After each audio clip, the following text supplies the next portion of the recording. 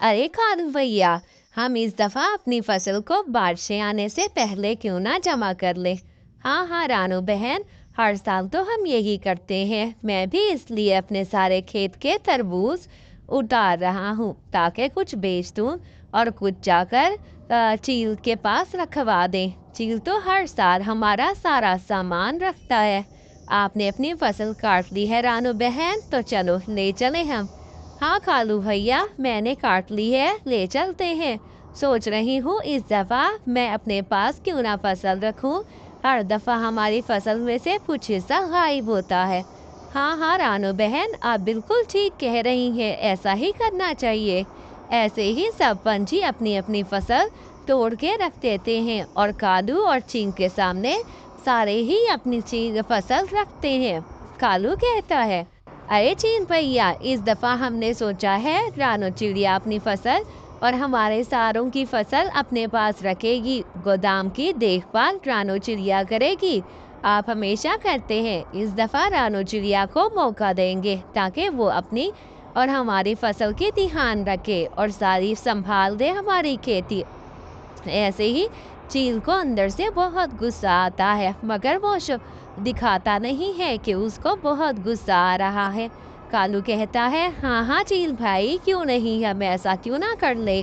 आपको कोई इतराज नहीं होगा, मुझे पता है। हमेशा आप ही तो संभाल के रखते हैं सारे इसको खेतों को, सारे हमारे खाने को। इस दफा रानो संभालेगी। ऐसे ही सब राजी हो जाते हैं। हाँ हाँ रखवा लो, रानो के पास गोदाम में रखवा लो। रानो को दे दो जिम्मेदारी, मैं कौन सा कोई खा के भाग जाऊंगा। आप ऐसा करें, देख ले रानो को भी चेक कर लेते हैं।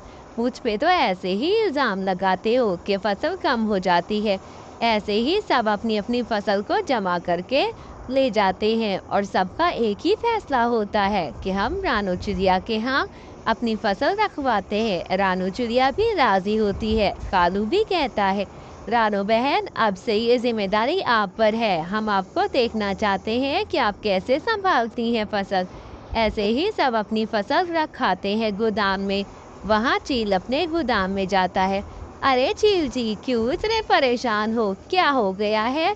क्या भोजन की आपको टेंशन हो गई है। अगर ये रानो चिड़िया भोजन संभालेगी तो हम क्या करेंगे। हाँ क्या बताऊँ राशि, इस दफ़ा तो भोजन की बहुत कमी हो जाएगी।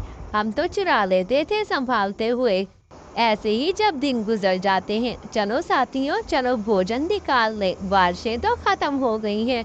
अब हमें अपना अपना भोजन निकाल लेना चाहिए। जब वहाँ जाते हैं तो चूंटियाँ ही चूंटियाँ होती हैं।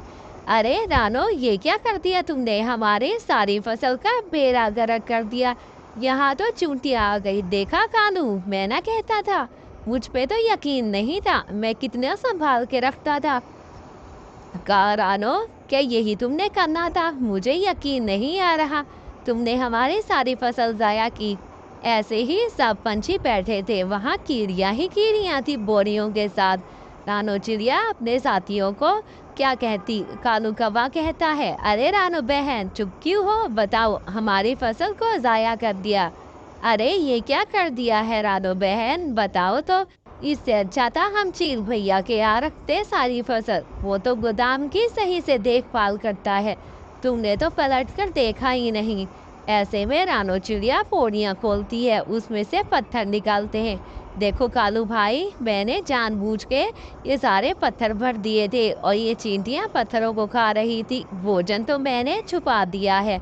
ये क्यों किया तुमने, अभी बताती हूँ। मैं ताला लगाना भूल गई थी कि मैंने देखा कि कालू ये चील भाई वापस गोदाम में आया हुआ है और गोदाम को देख रहा है। सारी सब्जियों उसने चींटियाँ छोड़ दी थी। अच्छा तो ये बात है, चील तुमने हमें धोखा दिया, इतना बड़ा धोखा। हमेशा हमारा भोजन तुम ही खा जाते थे और तुम झूठ बोलते थे कि भोजन इतना ही था।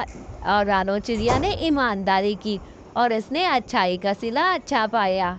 हाँ दोस्तों, मैंने हमेशा सच का साथ दिया है और वैसे भी सच कब तक छुप सकता है, इसलिए हर एक झूठ का ज़रूर खात्मा होता है। आपने कहानी देखी है।